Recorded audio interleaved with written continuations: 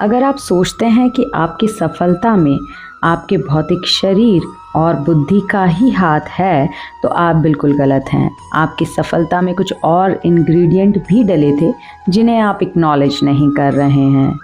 आपकी सफलता में बहुत बड़ा हाथ होता है सूक्ष्म शरीर का, और सभी के सूक्ष्म शरीर एक दूसरे से भिन्न हैं, और यह भिन्नता आती है आत्मा के कारण। इसीलिए आज के वीडियो में हम बहुत डिटेल में बात करेंगे सूक्ष्म शरीर आत्मा के बारे में। आज के वीडियो में जानेंगे कि सूक्ष्म शरीर कैसे आत्म साक्षात्कार में बाधा बनता है, आत्मा कैसी दिखती है, शरीर के किस हिस्से में आत्मा रहती है, आत्मा के कर्मों का फल कौन भोगता है, आत्मा अपने सुख दुख को अभिव्यक्त करने के लिए किसको माध्यम बनाती है, कैसे भौतिक शरीर, सूक्ष्म शरीर और आत्मा एक दूसरे के साथ रहते हुए भी एक दूसरे से बहुत अलग होते हैं। जब हम बहुत खुश होते हैं, हमारा मूड बहुत अच्छा होता है, तब हम सोचते हैं कि यह जो सुख है वह भौतिक शरीर की वजह से ही आया है और भौतिक शरीर ही भुगत रहा है। इसी के विपरीत जब हम दुखी होते हैं, उस वक्त हम ऐसा चाहते हैं कि हमें कोई हील कर सके। जब हम भगवान की तरफ मुड़ना पसंद करते हैं या फिर ऐसे किसी इंसान की तरफ जो अपने शब्दों से या व्यवहार से हमारे दुख को हील कर सके। जब इनमें से कोई सफल नहीं होता, तब हम शुरुआत करते हैं अपने अंदर की जर्नी की। इस तरह आपको समझ में आने लगता है कि हीलिंग आपके शरीर को नहीं चाहिए थी, अंदर कोई है जिससे हीलिंग चाहिए थी, क्योंकि आपके शरीर पर तो कोई घाव नहीं था, फिर भी आपको बहुत दर्द हो रहा है। अर्थात सुख और दुख का अनुभव शरीर नहीं करता, कोई अंदर है जिसकी वजह से सुख और दुख उत्पन्न होते हैं और उनका अनुभव करते हैं। जब आप यह बोलते हैं मेरा शरीर, मेरा हाथ, मेरे पैर, तब यह आप क्लियर कर देते हैं कि यह हाथ, पैर, शरीर आपके भौतिक शरीर का नहीं है, इसकी अथॉरिटी किसी और के पास है।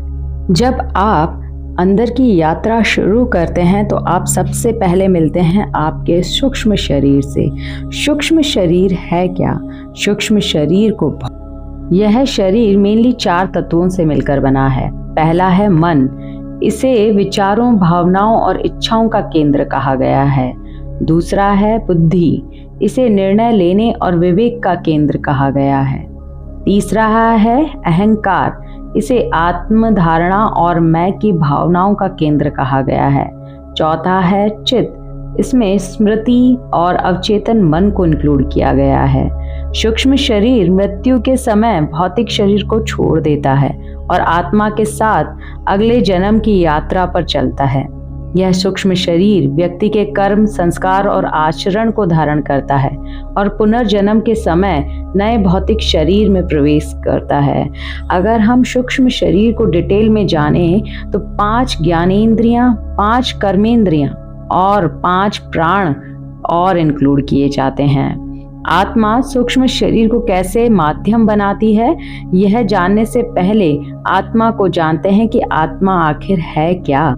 आत्मा परमात्मा की छोटी शक्ति है जो प्रत्येक जीव में है। आत्मा ढकी हुई होती है सूक्ष्म शरीर से। जब सूक्ष्म शरीर से परे जाकर हम आत्मा को जानते हैं, उसे कहते हैं आत्म साक्षात्कार करना। आत्मा का अनुभव त्याग, योग और आध्यात्मिक साधनाओं के माध्यम से किया जा सकता है। यह तो समझ आ गया कि आत्मा को जानने के लिए या आत्म साक्षात्कार करने के लिए सूक्ष्म शरीर से परे जाना होगा। मन, बुद्धि, अहंकार, चित्त, इन सब से परे जाकर ही हम आत्मा को जान सकते हैं। पर अगला सवाल आपके मन में आता होगा कि आत्मा कैसी दिखती है और हमारे शरीर में आत्मा रहती कहाँ है? तो इसका जवाब हम धार्मिक ग्रंथों में ढूंढते हैं, जहां हम पाते हैं कि आत्मा का स्थान हमारे हृदय में बताया गया है, लेकिन वास्तव में यह शरीर के प्रत्येक हिस्से में व्याप्त है। आत्मा हमारे अस्तित्व का मूल है और यही हमें जीवन देती है। आत्मा को हम भौतिक आंखों से नहीं देख सकते। यह एक शुद्ध चेतना है जो अमर है, शाश्वत है और शुद्ध है। आत्मा को कोई भौतिक आकार रूप नहीं होता, जैसे एनर्जी का खुद का कोई आकार रूप नहीं होता।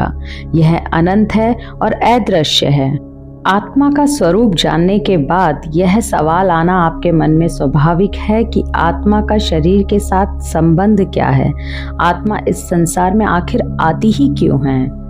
इसका जवाब भी हम धार्मिक ग्रंथों में ही ढूंढेंगे। आत्मा शरीर का संचालक और सच्चा स्वरूप है। आत्मा के बिना शरीर निष्क्रिय होता है। शरीर आत्मा का माध्यम है जिसके द्वारा आत्मा इस भौतिक संसार में अनुभव प्राप्त करती है। शरीर को आत्मा के कर्मों का फल भोगने के लिए एक साधन के रूप में देखा जा सकता है। आत्मा इस संसार में कर्मों का फल भोगने और नए कर्मों का संचय करने के लिए आती है। यह जन्म और पुनर्जन्म के चक्र में बंधी होती है जब तक कि यह मोक्ष को प्राप्त नहीं कर लेती। मोक्ष प्राप्ति के बाद आत्मा जन्म और मृत्यु के चक्र से मुक्त हो जाती है और परमात्मा में विलीन हो जाती है। आत्मा का ज्ञान हमें हमारी सच्ची पहचान को समझाने में मदद करता है। यह हमें बताता है कि हम केवल यह शरीर नहीं हैं, बल्कि एक शाश्वत आत्मा है जो अनंत ज्ञान और शांति का स्रोत है। अगर आपको यह वीडियो पसंद आया हो तो कृपया लाइक करें और चैनल को सब्सक्राइब करें। हरे कृष्ण।